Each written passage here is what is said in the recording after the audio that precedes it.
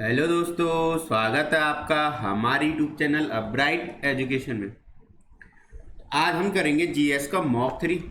ठीक है, अगर अभी तक आप नए हो हमारे यूट्यूब चैनल पे तो चैनल को जरूर सब्सक्राइब कीजिएगा, लाइक जरूर कीजिएगा वीडियो को, कमेंट जरूर कीजिएगा और अपने दोस्तों के साथ शेयर जरूर कीजिएगा। तो ये हमारा मॉक 3 जीएस का, तो आप बने रहिए हमारे साथ, ऐसे ही फिर आगे मॉक लेके जाएंगे। आज का हम लाइक का टारगेट रखते हैं 100। तो पहला क्वेश्चन है जीएस में, बेरिंग जलमार्ग किन दो महासागरों को अलग करता है? प्रशांत महासागर और अंध महासागर, अंध महासागर प्रशांत महासागर और आर्कटिक, प्रशांत महासागर और दक्षिणी महासागर, हिंद महासागर और अंध महासागर। ठीक है, तो ये इसका आंसर हो जाएगा आपका प्रशांत महासागर और आर्कटिक महासागर को अलग कौन करता है? तुम्हारा बेरिंग जलमार्ग। ठीक है, दूसरा क्वेश्चन है, विश्व पर्यावरण दिवस कब मनाया जाता है? काफ़ी सिंपल क्वेश्चन है, विश्व पर्यावरण दिवस कब मनाया जाता है? 5 जून, 15 मार्च, 4 फरवरी और 5 अक्टूबर। तो इसका आंसर हो जाएगा आपका पहला वाला 5 जून। 15 मार्च को क्या मनाया जाता है? 15 मार्च को मनाया जाता है विश्व उपभोक्ता दिवस। विश्व उपभोक्ता दिवस। 4 फरवरी को क्या मनाया जाता है? विश्व कैंसर दिवस। 5 अक्टूबर को विश्व शिक्षक दिवस। और भारत में एक शिक्षक दिवस मनाया जाता है, 5 सितंबर को मनाया जाता है, लेकिन ये विश्व शिक्षक दिवस कब मनाया जाता है? 5 अक्टूबर को।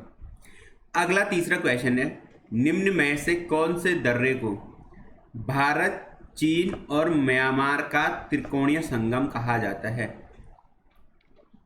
भारत, चीन और म्यांमार का त्रिकोणीय संगम कहा जाता है। नाथुला,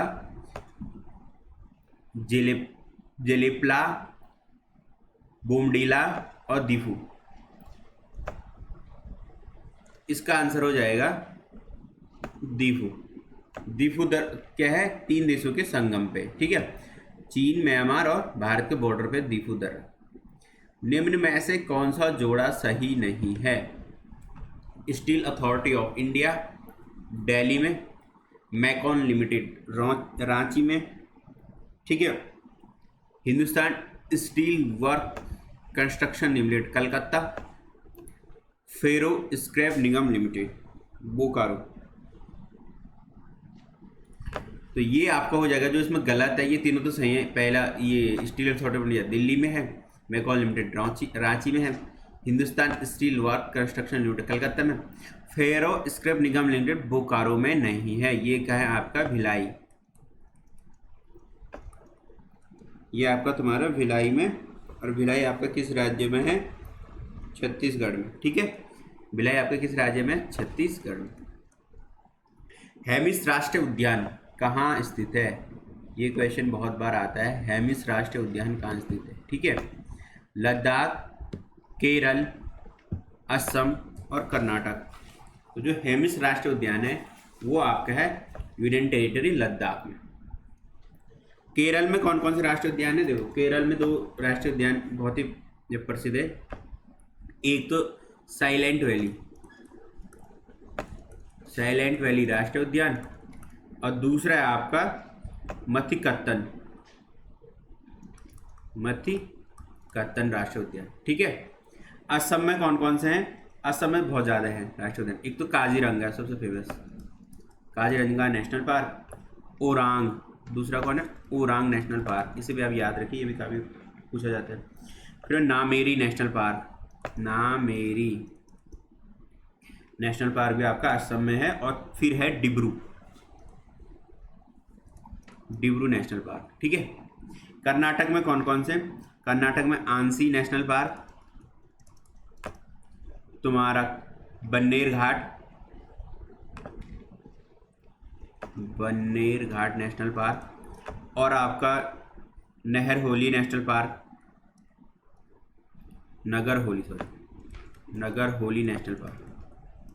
ये भी आपका क्या है? कर्नाटक में। अगला क्वेश्चन है, देश में लौह उत्पाद में प्रथम राज्य कौन है? लोहा के उत्पादन देश में प्रथम राज्य कौन है? जो सबसे ज़्यादा लोहा उत्पन्न करता है? उड़ीसा, मध्य प्रदेश, राजस्थान, कर्नाटक। लोहा उत्पादन में उड़ीसा प्रथम है। ठीक है, मध्य प्रदेश में सबसे ज़्यादा तांबा उत्पादन किया जाता है देश में, ठीक है। राजस्थान में जिप्सम उत्पादन में क्या है, सर्वप्रथम है राजस्थान। और कर्नाटक में कौन है, सबसे ज़्यादा सोना उत्पादित होता है कहाँ पे, कर्नाटक में। उड़ीसा और किस में टॉप किया उड़ीसा ने, उड़ीसा में सबसे ज़्यादा बॉक्साइट भी उड़ीसा में पाया जाता है। आपका मैग्नीज भी उड़ीसा में पाया जाता है सबसे ज़्यादा, और सिलमेंटाइट भी उड़ीसा में पाया जाता है। अगला क्वेश्चन है, राणा प्रताप सागरिया बांध किस नदी पर है? राणा प्रताप सागर बांध किस नदी पर है? कृष्णा, कावेरी, चेनाब और चंबल। तो राणा प्रताप सागर बांध है आपका चंबल नदी पे, ठीक है। चंबल नदी पे और कौन कौन से हैं? एक जवाहर सरोवर है, जवाहर सागर, फिर आपका गांधी सागर, ये भी आपका चंबल नदी पे। कृष्णा पे कौन सा है? कृष्णा पे आपका नागार्जुन बांध। गोदावरी पे रामपत बांध और आपका पोचमपत बांध, ये आपके कहाँ पे है? गोदावरी पे। चेनाब जो सिंध की सहायक है, इस पे है दुलस्ती बांध परियोजना आपकी चेनाब पे है, और सलाल बांध परियोजना। तो ये दोनों आपके किस पे? चेनाब पे। रामपत और पोचमपत ये आपके गोदावरी। कृष्णा पे नागार्जुन। चंबल पे आपका राणा प्रताप सागर बांध, जवाहर सागर और गांधी सागर बांध। अगला क्वेश्चन है आपका, निम्न में प्राथमिक चट्टान कौन सी है? आग्नेय, अवसादी या रूपांतरित, उनमें से कोई नहीं। तो प्राथमिक चट्टान किसे माना जाता है? आग्नेय, ठीक है। फिर दूसरे नंबर की अवसादी, फिर रूपांतरित। जिस मिट्टी में चूने की मात्रा कम होती है उसे कहते हैं दोमट, क्षारीय, अम्लीय या काली। वह मिट्टी क्या कहलाती है? दोमट मिट्टी, क्षारीय मिट्टी, अम्लीय मिट्टी या काली मिट्टी। जिसमें चूने की मात्रा कम होती है वो कहलाती है आपकी अम्लीय मिट्टी, और जिसमें चूने की मात्रा ज़्यादा होती है वो क्या कहलाती है? क्षारीय मिट्टी। चूने की मात्रा इसमें क्या होती है? ज़्यादा, ठीक है, वो क्षारीय मिट्टी कहलाती है। जिसमें तो चूने की मात्रा कम होती है वो अम्लीय मिट्टी कहलाती है, ठीक है। भूकंप की कौन सी तरंग सबसे तेज चलने वाली होती है? पी तरंग, एस तरंग, एल तरंग। भूकंप की 3 तरंगें होती हैं, पी, एस और L. Primary wave, secondary wave और लॉन्ग वेव, यानी कि जो दीर्घ तरंगें होती हैं। प्राथमिक तरंग, द्वितीय तरंग और लॉन्ग तरंग। तो सबसे तेज चलने वाली जो तरंग होती है वो होती है आपकी पी तरंग, क्योंकि इसकी जो तरंग दैर्ध्य होती है, वेवलेंथ होती है, वो बहुत छोटी होती है, लेकिन इसकी स्पीड क्या होती है? बहुत ज़्यादा होती है। एल तरंग की वेवलेंथ बड़ी होती है लेकिन स्पीड क्या होती है? कम होती है, और ज़्यादा इफेक्टिव भी एल तरंग ही होती है। अरावली पर्वत श्रेणी का सबसे ऊंचा शिखर कौन सा है? अरावली पर्वत जो श्रेणी है उसमें सबसे ऊंचा शिखर कौन सा है? धूलगढ़, गुरु शिखर, अन्नाईमुड़ी, आर्यकोंडा। अरावली पर्वत श्रेणी का जो सबसे ऊंचा शिखर है वो है आपका गुरु शिखर, जिसकी ऊंचाई है 1722 मीटर। ये अरावली पर्वत श्रेणी में, ठीक है। धूलगढ़ किसका? विंध्याचल पर्वत श्रेणी का सबसे ऊंचा है। विंध्याचल पर्वत श्रेणी का सबसे ऊंचा शिखर है आपका धूलगढ़, इसकी ऊंचाई है 1350 मीटर। अन्नाईमुड़ी आपका किसका है? अन्नाईमुड़ी आपका पश्चिमी घाट का, ठीक है। पश्चिमी घाट अन्नाईमुड़ी सबसे ऊंचा शिखर, ऊंचाई है 2695 मीटर। आर्यकोंडा किसका है? आर्यकोंडा आपका पूर्वी घाट का, ठीक है, ऊंचाई है 1680 मीटर, ठीक है। पूर्वी घाट का सबसे ऊंचा शिखर आर्यकोंडा। और दक्षिण भारत की सबसे ऊंची चोटी वो भी अन्नाईमुड़ी है, ठीक है, प्रायद्वीप भारत की। अगला क्वेश्चन है, कोको जल संधि किसे अलग करती है? लिटिल निकोबार को ग्रेट निकोबार से, केचल द्वीप को लिटिल निकोबार से, अंडमान और म्यांमार को, या दक्षिणी अंडमान को लिटिल अंडमान को। तो जो कोको जल संधि है वो अलग करती है अंडमान को म्यांमार से, ठीक है। किसको? अंडमान को म्यांमार से। तो जो कोको द्वीप है वो म्यांमार में, ठीक है। इस पर विवाद रहता है भारत का और म्यांमार का, कि भारत में म्यांमार पर, लेकिन किस में माना जाता है? म्यांमार में। तो जो कोको जल संधि वो अंडमान, जो भारत का अंडमान वाला जो द्वीप है उसको और ऊपर म्यांमार को क्या करती है? अलग करती है। ये जो कोको द्वीप है म्यांमार में, ठीक है। लिटिल अंडमान और ग्रेटर अंडमान, इनको कौन अलग करता है? ठीक है, मैंने आपको पिछले वीडियो में बताया था, आप वहाँ पे जाके देख सकते हैं हमारे पिछले वीडियो। ये जो जीके की सीरीज हमारी चल रही है आपके सारे पेपरों के लिए, चाहे आपने डीएलएड का देना हो, चाहे आपने फॉरेस्ट गार्ड का देना हो, चाहे पुलिस का देना हो, हेड कांस्टेबल का या एसआई का देना हो, या आपने पटवारी लेखपाल कोई भी देना हो, या आपने यूकेपीसीएस के कोई भी पेपर आरओ एआरओ एपीएस जो भी आने वाले पेपर हैं, या प्रवक्ता के स्क्रीनिंग का पेपर देना है, तो जिसका भी आपने पेपर देना है जिसमें जीएस पूछी जाती है, सबके लेके आइए। इंपॉर्टेंट है जीएस की ये सीरीज। ऐसे ही आप हमारे साथ बने रहें। अगर आप नए हो चैनल पर, चैनल को जरूर सब्सक्राइब कीजिएगा और लाइक जरूर कीजिएगा वीडियो को। इससे रिकमेंडेशन में वीडियो चले जाते थे, ज़्यादा से ज़्यादा लोग हमें क्या करेंगे, हमारी वीडियो को देखेंगे और हमें इससे क्या मिलता है, एक नया प्रोत्साहन मिलता है। ऐसे हम लगातार इस पर क्या फिर वीडियो डालते रहेंगे। किस मुगल शासक ने, अगला क्वेश्चन है 13, तंबाकू पर रोक लगाई थी? अकबर, जहांगीर, औरंगजेब, शाहजहां। किस मुगल शासक ने तंबाकू पर रोक लगाई थी? तंबाकू पर रोक लगाने वाला जो शासक था वो था आपका जहांगीर। अगला क्वेश्चन है, शिवाजी की 8 सदस्य परिषद में निम्न में से किसे वित्त प्रभार दिया गया था? जो अष्टध्यायी परिषद थी शिवाजी की, जिसमें 8 सदस्य होते थे अष्टध्यायी परिषद में, उनमें से जो वित्त का प्रभार दिया था वो किसे दिया गया था? पेशवा, सुमंत, पंडित राव, अमात्य। तो ये दिया था आपको किसको? अमात्य को। अमात्य को वित्त मंत्री का जो प्रभार दिया था वो अमात्य को दिया था। सुमंत कौन था? सुमंत आपका विदेश, जो विदेश मंत्री का काम संभालता था वो सुमंत था। ठीक है। पेशवा राजा के बाद दूसरे नंबर पर होता था, जो सारा राज प्रशासन संभालता था राजा के बाद। ठीक है। पंडित राव क्या होता था? पंडित राव राजा का धार्मिक सलाहकार होता था, धार्मिक सलाहकार, वो पंडित राव होता था। तो शिवाजी की जो अष्टध्यायी परिषद थी उसमें क्या 8 पद होते थे। ठीक है। उनमें से जो वित्त प्रभार दिया जाता वो अमात्य को। सुप्रीम कोर्ट के मुख्य न्यायाधीश को किसके द्वारा हटाया जा सकता है? जो सुप्रीम कोर्ट का क्या होता है मुख्य न्यायाधीश, सीजीआई होता है, चीफ जस्टिस ऑफ इंडिया, इसे किसके द्वारा हटाया जा सकता है? संसद के द्वारा, राष्ट्रपति के द्वारा, भारत सरकार के द्वारा। यह हटाने के प्रस्ताव में संसद को 2/3 बहुमत से पास कराकर राष्ट्रपति के द्वारा, यानी कि जो प्रस्ताव होता है उसे संसद में अगर सांसदों ने 2/3 बहुमत से पास करा दिया, उसके बाद उससे क्या राष्ट्रपति के पास भेज दिया तब, तो ये इसका आंसर हो जाएगा चौथा, कि जब मुख्य न्यायाधीश को हटाना होता है तो सबसे पहले क्या होता है, सबसे पहले संसद में प्रस्ताव आता है और उस प्रस्ताव पर वोटिंग होती है। अगर वोटिंग 2/3 यानी कि स्पेशल बहुमत से टोटल सदस्यों का 2/3 भाग अगर उसमें सहमत होता है, तब ये प्रस्ताव राष्ट्रपति को भेजा जाता है हटाने का, और फिर राष्ट्रपति इस पर क्या लेता है, हटाने का निर्णय लेता है। अगला क्वेश्चन है, भारतीय संविधान में मूल कर्तव्य कब जोड़े गए? 1976, 1979, 1974 और 1975। तो जो भारतीय संविधान में जो मूल कर्तव्य जोड़े गए हैं 1976 में जोड़े गए हैं 42वें संविधान संशोधन में। ठीक है। 1990 में 61वां संविधान संशोधन हो गया था, जिसमें जो वोटिंग की एज थी वो कब की गई थी? 1990 में 21 से क्या की थी? 18 की गई थी। ठीक है। अगला है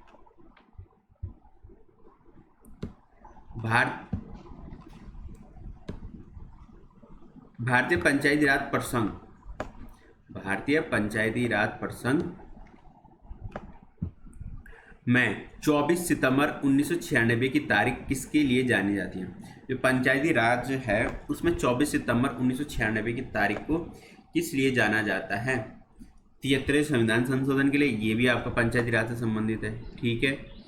आपका अशोक मेहता समिति की रिपोर्ट, ये भी आपके पंचायती राज से संबंधित है। पंचायती राज को अनुसूचित क्षेत्र में विस्तार करना, ये भी आपका ये जिला योजना समिति का निर्माण करना। तो ये जो 24 सितंबर 1996 है ये आपका पंचायती राज में किस लिए संबंधित है? अनुसूचित क्षेत्र में पंचायती राज का विस्तार करने के लिए। 24 सितंबर 1996 कौन सा एक्ट पास हुआ था? पैसा। ठीक है। इस एक्ट के लिए जाना जाता है। 73वां संविधान संशोधन 1992 में हुआ था। ठीक है। जिसमें पंचायती राज को क्या मिला था? संवैधानिक दर्जा दिया गया था और नया अनुसूची जोड़ा गया था, 11वीं अनुसूची, जिसमें क्या 29 विषय रखे गए थे किससे संबंधित? पंचायती राज से संबंधित 29 विषय रखे गए थे किस 11वें अनुसूची में। और कब पास हुआ था ये? 73 संविधान संशोधन 1992 को। अशोक मेहता समिति ने अपनी रिपोर्ट कब दी? अशोक मेहता समिति ने अपनी रिपोर्ट दी 1978 में। ठीक है। जिला योजना समिति का निर्माण पंचायती राज में कब हुआ? 2008 में, कांग्रेस की सरकार में। ठीक है। तो ये सारी पंचायती राज से डिटेल है। पंचायती राज से हमेशा हर पेपर में 1 या 2 क्वेश्चन पक्का आने होते हैं। पिछली वीडियो भी हमारे देख सकते हो, उसमें काफ़ी पढ़ा रहा था मैंने। ठीक है। अगर आप यूके ट्रिपल एस सी की तैयारी कर रहे हो तो हमारी जो प्लेलिस्ट है उत्तराखंड ज्योग्राफी की, हिंदी की और मॉक सीरीज की फुल लेंथ मॉक है, इसमें 100 नंबर, चाहे आप पुलिस की तैयारी कर रहे हो, इसी चैनल पर हमने क्या अपलोड कर रखे, आप प्ले लिस्ट में जाकर उन्हें देख सकते हैं। किस अधिनियम के तहत ईस्ट इंडिया कंपनी का व्यापारिक एकाधिकार समाप्त कर दिया गया था? 1933 का अधिनियम, 1833 का अधिनियम, 1813 का अधिनियम, 1973 का अधिनियम या 1858 का अधिनियम?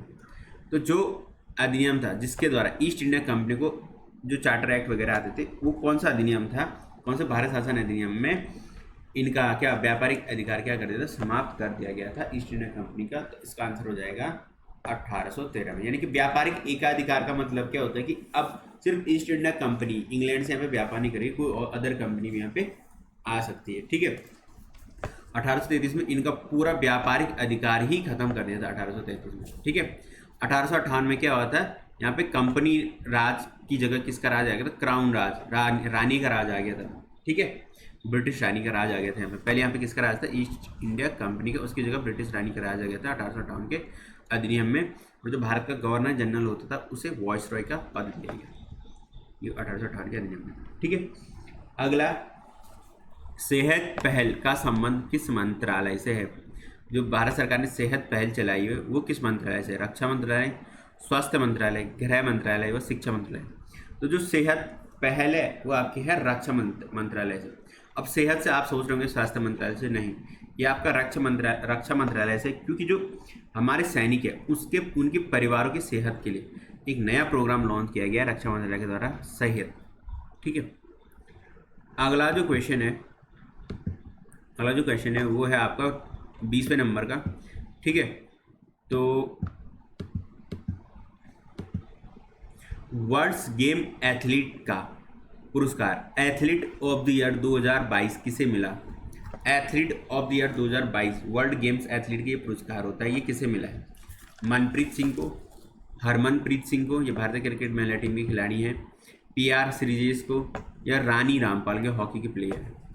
तो जो 2022 का एथलीट ऑफ द ईयर 2022 में हुआ PR श्रीजेश, ये हॉकी टीम के विकेट की गोलकीपर हैं। हॉकी टीम के क्या हैं? गोलकीपर। अगला है, वर्ष 2021 में कौन सा देश भारत के व्यापारिक भागीदारी में शीर्ष स्थान पर रहा है? अमेरिका, मतलब व्यापार में किसने सबसे ज़्यादा व्यापार भारत के साथ किया 2021 में? अमेरिका, चीन, रूस या जापान? तो इसका आंसर है आपका किसका? अमेरिका के साथ सबसे ज़्यादा व्यापारिक भागीदारी रही है 2021 में भारत की। ये सारे करंट अफेयर के क्वेश्चन ही आपके क्या हर पेपर में इंपॉर्टेंट हो जाते हैं, चाहे आपका DLED का, यूके ट्रिपल एस सी का, UPSC का, कोई सा पेपर, SSC का। देश का पहला आर्टिफिशियल सलाल कोर्स कहाँ बनेगा? तो आर्टिफिशियल सलाल कोर्स क्या होता है कि नदी के जो पानी का बहाव होता है ना उसके विपरीत तैरना, इसको सलाल कोर्स कहते हैं। पानी के विपरीत तैरना, इसको क्या कहते हैं? सलाल कोर्स। ठीक है, ये कहाँ बनेगा? सबसे पहले पटना, रांची, उदयपुर या भोपाल? तो ये आपका बनेगा मध्य प्रदेश के भोपाल में। ठीक है, सलाल कोर्स देश का पहला सलाल कोर्स होगा। ठीक है, अगला क्वेश्चन है आपका, किस देश की टीम ने 6 फरवरी 2022 को 1000 वनडे मैच खेलने वाली पहली टीम बनी? कौन सी देश की टीम जिसने क्या 1 फरवरी 2022 को 1000 वनडे खेलने का रिकॉर्ड बनाया गया, पहली टीम है विश्व में? Bharat, Australia, Sri Lanka, England? तो देखो, क्रिकेट की शुरुआत हुई थी इंग्लैंड से, लेकिन जो 1000 पहले वनडे खेले वो किसने खेले? हमारे भारत में। ठीक है, इंडिया टीम ने 1000 वनडे खेलने का रिकॉर्ड स्थापित कर दिया है। पर्वतमाला योजना का संबंध किस मंत्रालय से है? पर्यटन मंत्रालय, खेल मंत्रालय, हिमालयी क्षेत्र का विकास के लिए किससे संबंधित है पर्वतमाला योजना, या सड़क परिवहन और राजमार्ग मंत्रालय से? पर्वतमाला योजना आपकी है सड़क परिवहन व राजमार्ग मंत्रालय से। ठीक है, तो ये पर्वतमाला योजना की है कि सारे भारत को क्या जोड़ना, जो पर्वतीय क्षेत्र हो सारे वहाँ पे क्या रोड बनाना है। ये रोड कौन बनाते हैं? यहाँ पे BRO। ठीक है, BRO रोड बनाती, बॉर्डर रोड। ठीक है, तो ये आपकी किससे? पर्वतमाला योजना सड़क परिवहन राजमार्ग से, जो हमारे नेशनल हाईवे का निर्माण करती है। ठीक है, अगला है, वित्तीय साक्षरता सप्ताह की थीम क्या थी? जो 2022 का वित्तीय साक्षरता सप्ताह था 2022 के साल का, उसकी थीम क्या थी? ग्राहक संरक्षण, डिजिटल बैंकिंग, ग्राहक सेवा या गो डिजिटल गो सिक्योर। 2022 वित्तीय साक्षरता सप्ताह की थीम थी गो डिजिटल गो सिक्योर। ठीक है, अगला जो आएगा क्वेश्चन, अगला क्वेश्चन है 26वां। भारत का पहला व्यावसायिक स्तर का बायोमास आधारित हाइड्रोजन संयंत्र कहाँ स्थापित किया गया था? भारत का पहला व्यावसायिक स्तर का बायोमास आधारित हाइड्रोजन संयंत्र कहाँ स्थापित किया गया? भारत में पहला है। तो ये आपका कहाँ स्थापित किया? ये आपका पटना, लखनऊ, कोटा, खंडवा। तो ये कहाँ स्थापित किया? ये आपका मध्य प्रदेश के खंडवा में स्थापित किया गया है पहला व्यावसायिक स्तर का बायोमास आधारित हाइड्रोजन संयंत्र। तो जो हाइड्रोजन मिलेगा हमको कहाँ से मिलेगा? बायोमास। 2022 वन ओशन समिट, ये क्या है? वन ओशन समिट में समुद्री जो समिट होता है ओशन का, वन ओशन समिट, ये कहाँ आयोजित किया गया? अमेरिका, फ्रांस, जापान या चीन। 2022 का वन ओशन समिट जो किया गया वो फ्रांस में किया गया। विश्व रेडियो दिवस कब मनाया जाता है? काफ़ी सरल क्वेश्चन है, बहुत बार पूछा जाता है। विश्व रेडियो दिवस कब मनाया जाता है? 11 फरवरी, 12 फरवरी, 13 फरवरी, 14 फरवरी। 14 फरवरी का आपका वैलेंटाइन डे हो जाता है, तो उस दिन तो नहीं मनाएंगे, तो ये आपका मनाया जाता है 13 फरवरी को। ठीक है, अगला क्वेश्चन है 29वां। लोकतंत्र सूचकांक जो डेमोक्रेसी इंडेक्स है 2021, उसमें भारत की रैंक क्या है? 51वीं, 85वीं, 46वीं, 101। तो जो लोकतंत्र सूचकांक है, डेमोक्रेटिक कंट्री का जो सूचकांक है 2021 में, भारत की रैंक क्या है? उसमें भारत की रैंक आपकी 46 है। 101 रैंक किसमें है? हंगर इंडेक्स, भुखमरी इंडेक्स में कितनी है? हंगर में 101, 51। ठीक है, आपका 85 रैंक किसमें? भ्रष्टाचार में, करप्शन में कितनी रैंक है? भ्रष्टाचार, यानी कि भ्रष्ट कंट्री की लिस्ट में भारत 85 पे। ठीक है, हंगर इंडेक्स में आपके कितने? 101। लोकतंत्र सूचकांक में 46। अगला क्वेश्चन है फरवरी 2022 में जीवा परियोजना जो पर्यावरण के अनुकूल खेती के लिए की जाती है, किसने शुरू करी? ठीक है, अगला 30वां जो क्वेश्चन है आपका वो क्या है? इसको 30 फरवरी मत पढ़ना। ठीक है, क्वेश्चन नंबर 30। फरवरी 2022 में एक परियोजना चलाई गई, जीवा परियोजना, जो किसके लिए है? पर्यावरण अनुकूल खेती। पर्यावरण के अनुकूल क्या करना? खेती करना, यानी कि ऑर्गेनिक खेती करना। ठीक है, ये परियोजना किसने शुरू की? नाबार्ड ने, कृषि मंत्रालय ने, प्रधानमंत्री ने या पर्यावरण मंत्रालय ने? तो जो एक योजना शुरू की जीवा योजना, ये नाबार्ड ने शुरू की। ठीक है, तो जो अगला है किस शहर में भारत का पहला बुलेट ट्रेन स्टेशन बनाया जाएगा? जो बुलेट ट्रेन आने वाली है, पहली जो बुलेट ट्रेन चल रही है वो कहाँ से कहाँ चल रही है आपकी? वो चल रही है मुंबई से अहमदाबाद तक। ठीक है, वहाँ से चलेगी और इसमें टोटल 12 स्टेशन होंगे।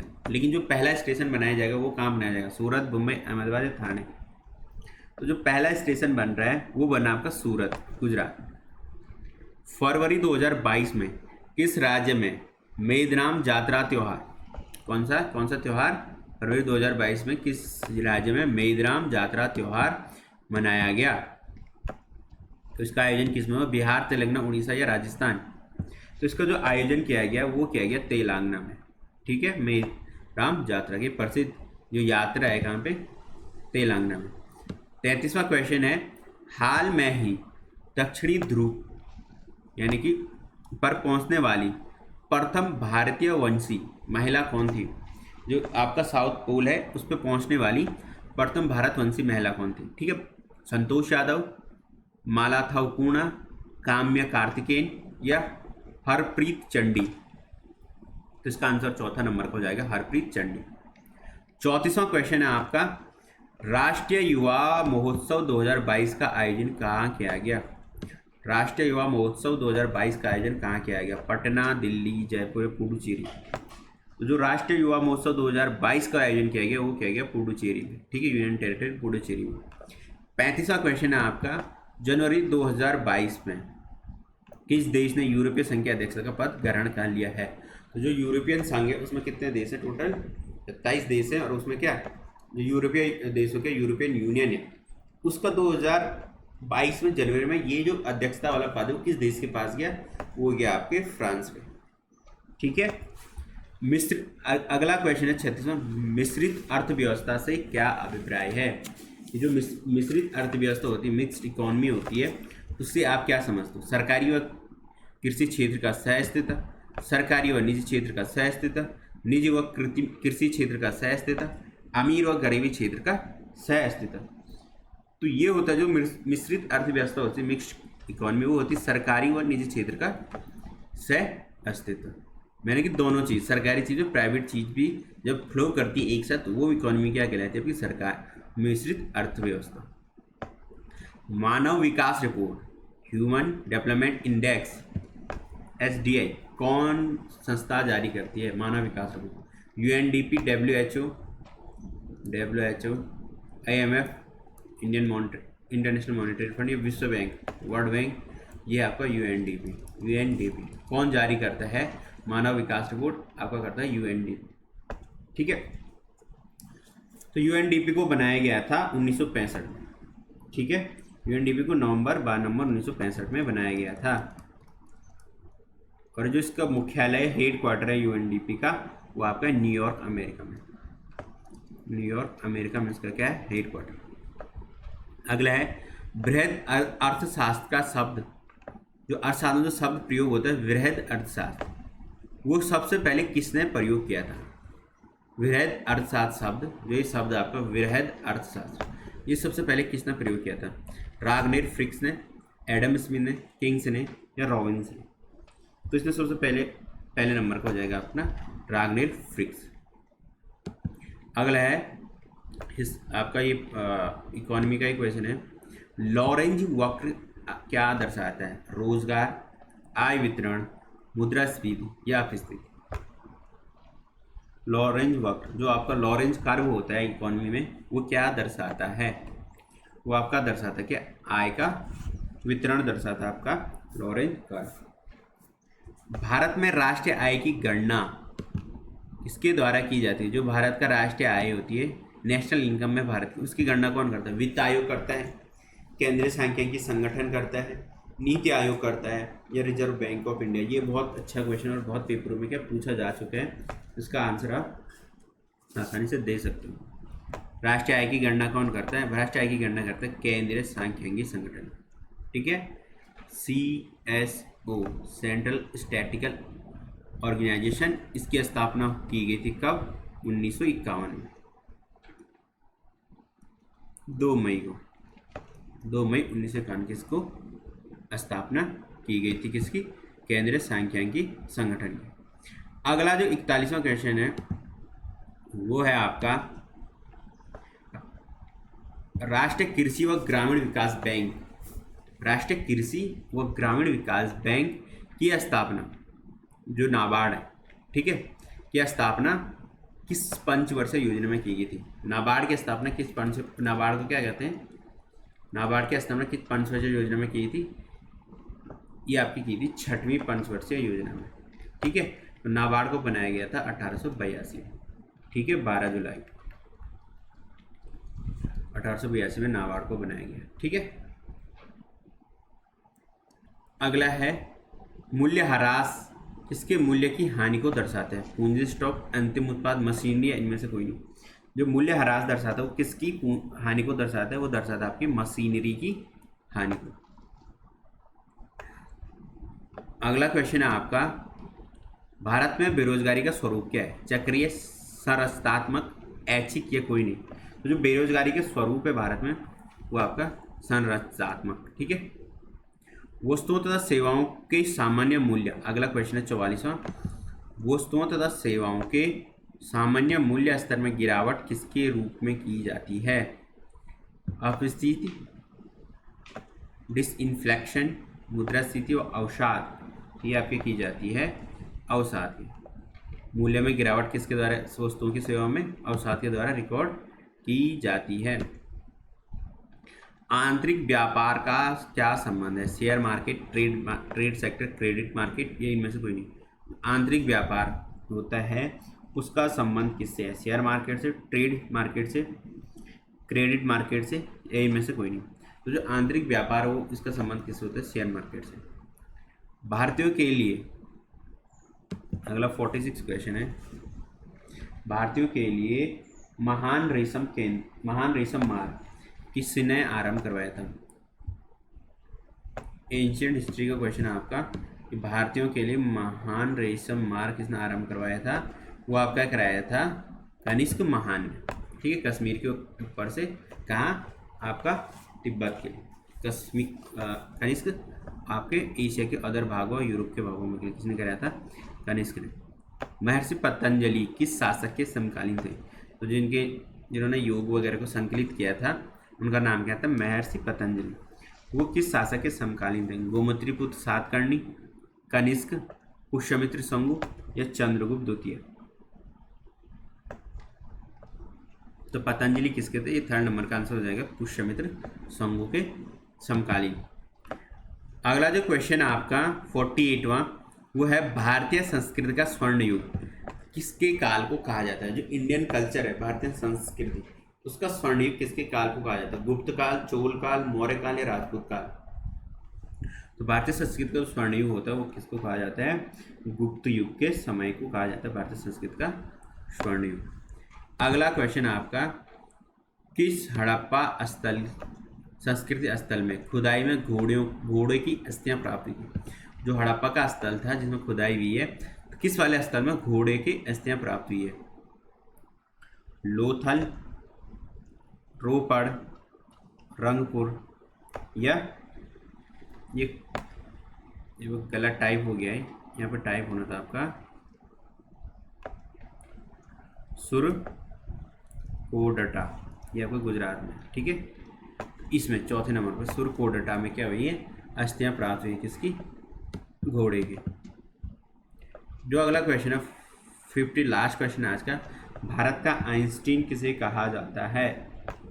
आर्यभट्ट, कालिदास, नागार्जुन, चाणक्य? तो भारत का आइंस्टीन कहा जाता है किसको? नागार्जुन को, क्योंकि इन्होंने क्या?